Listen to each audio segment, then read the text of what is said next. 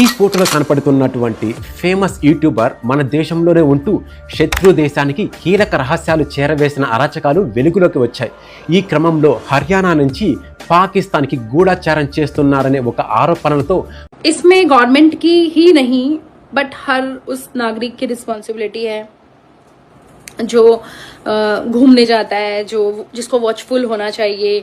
Security मैं जानती हूँ कि कश्मीर में हर जर्रे जर्रे पे चप्पे चप्पे पे నువ్వేం చెప్పావు నీకైనా అర్థమైందా?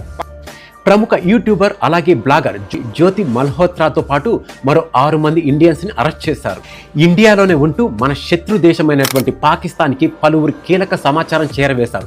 ఈ క్రమంలోనే తాజాగా పాకిస్తాన్ తరపున గూఢాచారం చేస్తున్నారనే ఆరోపణలపై హర్యానాకు చెందినటువంటి మహిళా యూట్యూబర్ అలాగే బ్లాగర్ జ్యోతి మల్హోత్రాతో పాటు 6 ఇండియన్స్ పౌరులను అరెస్ట్ చేశారు. జ్యోతి ట్రావెల్ విత్ జో అనే ఒక యూట్యూబ్ ఛానల్ని నడిపిస్తుంది.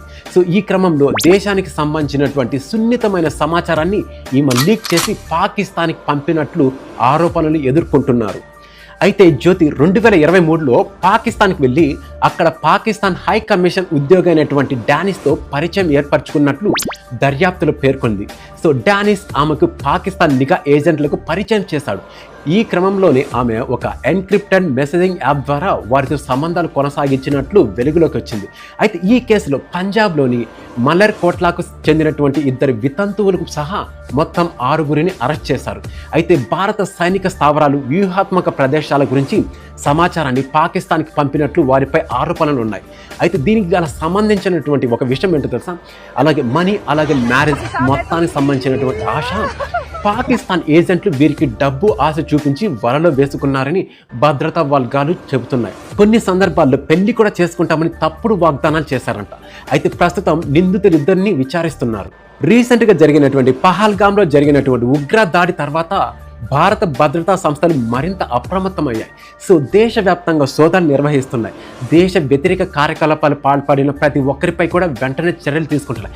ఈ క్రమంలోనే తాజాగా వీరి గురించి తెలిసింది.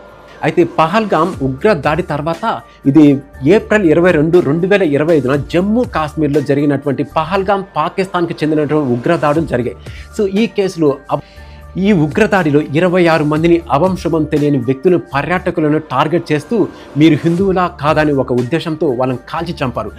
అయితే దీనికి ప్రతిస్పందనగా భారత సైన్యం ఆపరేషన్ సింధూర్ అనే కార్యక్రమంతో రివెంజ్ తీర్చుకుంది.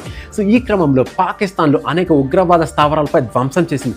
ఈ దాడిలో దరిదాపు 40 మంది పాకిస్తాన్ సైనికులు అలాగే 100కు పైగా ఉగ్రవాదులు మరణించినట్లు సమాచారం. సో దీనిపై మీ ఒపీనియన్ అంటే జస్ట్ కామెంట్ చేయండి. సో ఇలాంటి ఒక యూట్యూబర్, ఇంత ఫేమస్ యూట్యూబర్ అయినటువంటి ఈ అమ్మాయి మన యొక్క కీలక సమాచారాన్ని పాకిస్తాన్కి చేరవేసిన దాని వెనుక మీ ఒపీనియన్ అంటే జస్ట్ కామెంట్ చేయండి. అలాగే ఈ వీడియో మీకు నచ్చినట్లయితే ఒక చిన్న లైక్ చేయండి. అలాగే ఇలాంటి మరిన్ని వీడియోస్ కోసం మన ఛానల్ని సబ్స్క్రైబ్ చేయండి. జై హింద్.